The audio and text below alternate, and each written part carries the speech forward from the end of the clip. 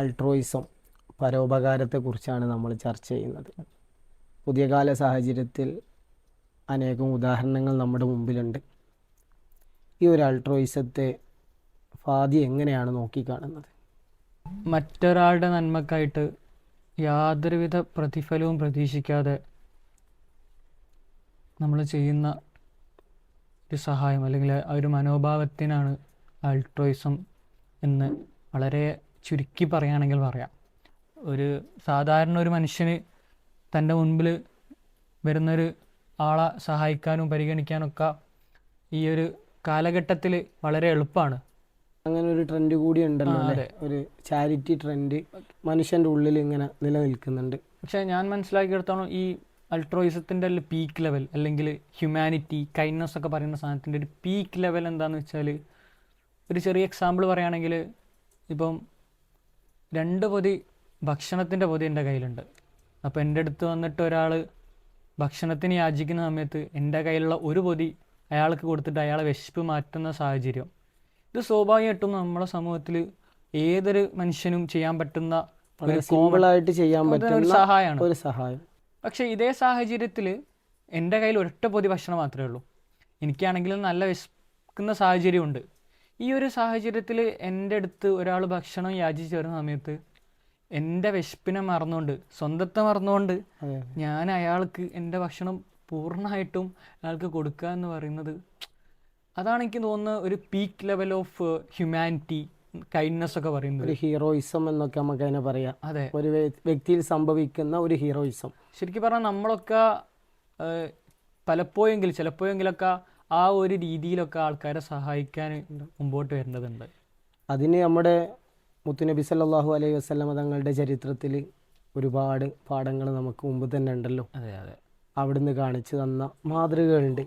ഒരിക്കൽ മുത്തുനബി സല്ലല്ലാഹു അലൈഹി വസല്ലമ അവിടുത്തെ സ്വഹാബ കിറാമിനോട് പറയുന്നുണ്ട്, നിങ്ങൾ നിങ്ങളുടെ സഹായങ്ങൾ എത്തിക്കണം എന്ന് പറയുമ്പോൾ 2ാം ഖലീഫ ഉമർ റളിയല്ലാഹു അൻഹു തൻ്റെ കുടുംബത്തിന് വേണ്ടിയിട്ടുള്ളത് ബാക്കി മുഴുവനും മുത്തുനബിയുടെ വിധത്തിലേക്ക് കൊണ്ടുവരുന്നുണ്ട്. അവിടെയും നമ്മൾക്ക് വലിയ ഈ ഒരു ഹീറോ ആയിട്ട് നമുക്ക് കാണാൻ കഴിയുന്നത് അബൂബക്കർ സിദ്ദീഖ് റളിയല്ലാഹു അൻഹുവിനെയാണ്. അബൂബക്കർ സിദ്ദീഖ് റളിയല്ലാഹു അൻഹു തൻ്റെ കുടുംബത്തിന് ആർക്കും ഒന്നും മാറ്റി വെക്കുന്നില്ല. അബൂബക്കർ സിദ്ദീഖ് റളിയല്ലാഹു അൻഹു പോലും മാറ്റി വെക്കുന്നില്ല. തൻ്റെ സമ്പത്ത് മുഴുവനും എടുത്ത് മുത്തുനബി സല്ലല്ലാഹു അലൈഹി വസല്ലമ തങ്ങളുടെ മുമ്പിൽ കൊണ്ടുവെക്കുന്ന, അല്ലെങ്കിൽ അവിടേക്ക് സമർപ്പിക്കുന്ന ഒരു വലിയ സമർപ്പണമുണ്ട്. സുഖമായിട്ട് നമുക്ക് വളരെ പ്രയാസമാണ്. അതായത് നമ്മളെ സമ്പത്തോ നമ്മുടെ കയ്യിലുള്ള നമ്മളെ ആ ഒരു അവസ്ഥയെ, നമുക്ക് ആവശ്യമുള്ള സാധനം നമ്മുടെ ആവശ്യം മറന്നുകൊണ്ട് വേറെ ആളെ പരിഗണിക്കുക എന്നൊക്കെ പറഞ്ഞാൽ വളരെ പ്രയാസമുള്ള കാര്യമാണ്. ഈ ചരിത്രത്തിലൊക്കെ ഒരുപാട് മഹാന്മാർ ഇങ്ങനത്തെ ഒരുപാട് ഉദാഹരണങ്ങളുണ്ട്. പിൽക്കാലത്തുള്ള താബികളിലും താബികളിലും നമ്മുടെ ഉലമാക്കളിൽ തന്നെ നമ്മൾക്ക് ജീവിച്ചിരിക്കുന്ന ഉദാഹരണങ്ങൾ കാണാൻ കഴിയും. നമ്മുടെ ഉസ്താദിൽ നിന്നൊക്കെ ഇത്തരം നല്ല അനുഭവങ്ങൾ നമ്മൾ കണ്ടുപഠിച്ചിട്ടുണ്ട്. നമ്മൾ വിദ്യാർത്ഥികളെയാണല്ലോ അഡ്രസ്സ് ചെയ്യുന്നത്. സാഹിത്യോത്സവ കാലം കൂടിയാണ്. ഈ സാഹിത്യോത്സവ കാലഘട്ടത്തിൽ സാഹിത്യോത്സവ് പകുത്തു നൽകുന്ന അല്ലെങ്കിൽ ആ അൾട്രോയിസത്തിനെ എങ്ങനെയാണ് സ്വാധീനം ചെയ്യുന്നത്? സാഹിത്യോത്സവ് ഏറ്റവും അടിസ്ഥാനപരമായി കുടുംബങ്ങളെയാണ് സ്പർശിക്കുന്നത്. മലയാളത്തിൻ്റെ പ്രിയ കവി MT വാസുദേവൻ നായർ പറയുന്നുണ്ട്, ആൾക്കൂട്ടത്തിൽ തനിയെ നിൽക്കുന്ന സമൂഹം. KGS പാടുന്നുണ്ട്, വീട്ടിലെത്തിയിട്ട് വേണം ലോകത്തെ പുറത്താക്കി വാതിലടക്കാൻ. വീടിൻ്റെ സ്വച്ഛന്തമായ സാഹചര്യങ്ങളിൽ പോലും ഒറ്റപ്പെട്ട് കിടക്കുന്ന അനേകം കുരുന്നുകൾ നമ്മുടെ ചുറ്റിലുമുണ്ട്.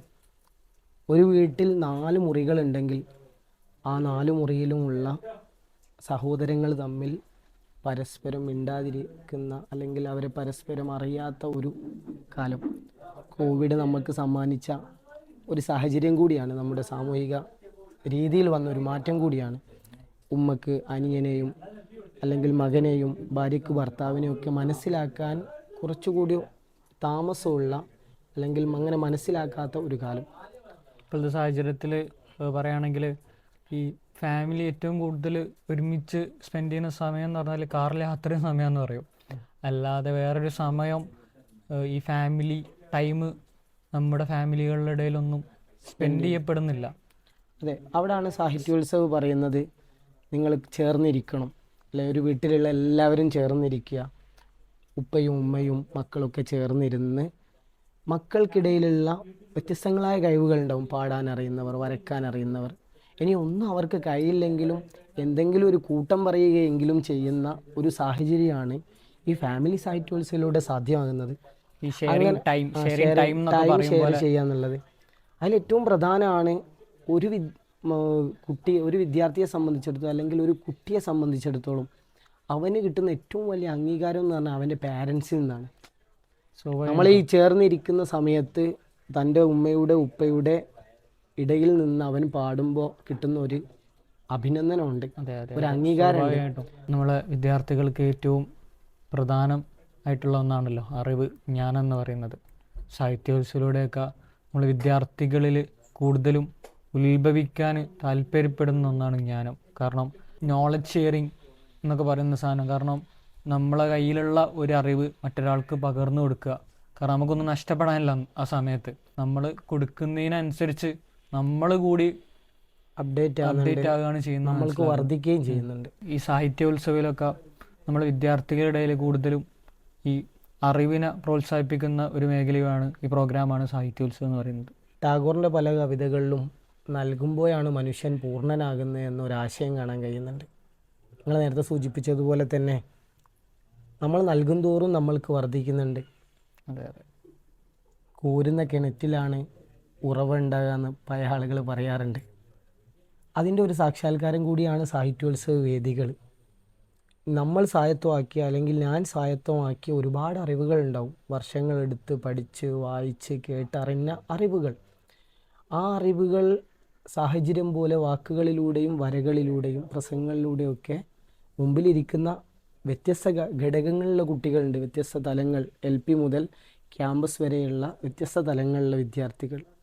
ആ വിദ്യാർത്ഥികൾക്ക് മനസ്സിലാകുന്ന രൂപത്തിൽ ഷെയർ ചെയ്യപ്പെടുകയാണ് ഈ സാഹിത്യോത്സവമാണ്. ഇപ്പോൾ കുറേ വിദ്യാർത്ഥികൾ വരുമ്പോൾ ചേർന്നിരിക്കുമ്പോൾ 2 ദിവസം സാഹിത്യോത്സവിൻ്റെ പേരിൽ അവർ ചേർന്നിരിക്കുമ്പോൾ അവിടെ സാധ്യമാകുന്ന ഒരു വലിയ ജ്ഞാന കൈമാറ്റമുണ്ട്. എൻ്റെ കയ്യിലുള്ളത് അങ്ങോട്ട് പറഞ്ഞു കൊടുക്കുന്നു, അവിടെ നിന്നുള്ള ഇങ്ങോട്ട് ഷെയർ ചെയ്യും. ഒരു നേരത്തെ ഭക്ഷണം കഴിക്കുന്ന സമയത്തൊക്കെ നമ്മൾ കൂട്ടം കൂടി സാഹിത്യോത്സവത്തിലൊക്കെ സാധ്യമായി കാണുന്നതാണ്. 4 ആളുകൾ 5 ആളുകളൊക്കെ കൂടിയിരുന്ന് ഭക്ഷണം രസകരമായിട്ട്. അതൊക്കെ അവർക്ക് ജീവിതത്തിൽ അനുഭവിക്കുന്ന ഒരു ഇടം എന്ന് പറഞ്ഞാൽ ഈ സാഹിത്യോത്സവം പോലെയുള്ള ഇവന്റുകളായിരിക്കും. അതൊക്കെ അവരിലേക്ക് ഷെയർ ചെയ്യപ്പെടുന്ന ഒരു സ്നേഹം കൈമാറ്റമുണ്ട്, ആശയ കൈമാറ്റങ്ങളൊക്കെ ഉണ്ട്. അതൊക്കെ കുറേ പ്രസംഗിക്കുന്നതിനേക്കാളും പറയുന്നതിനേക്കാൾ വലുതായിട്ട് പ്രവർത്തനത്തിലൂടെ തന്നെ വിദ്യാർത്ഥികളിലേക്ക് ഇസ്ലാമിന്റെ ആ സൗന്ദര്യമായ ആശയത്തെ കൈമാറിപ്പോവാണ്. 2 കൈൻഡ് ഓഫ് സ്റ്റഡീസ് ഉണ്ട്. അതായത് പ്രാക്ടിക്കൽ സ്റ്റഡീസ് ഉണ്ട്, തിയറി സ്റ്റഡീസ് ഉണ്ട്. ഈ തിയറി സ്റ്റഡീസിനെക്കാട്ടും കൂടുതൽ ഏറ്റവും കൂടുതൽ എഫക്ട് ചെയ്യുക ഈ പ്രാക്ടിക്കൽ സ്റ്റഡീസ് ആണ്. അതിന്റെ ഒരു സംഗമവേദി കൂടിയാണ് സാഹിത്യോത്സവങ്ങൾ.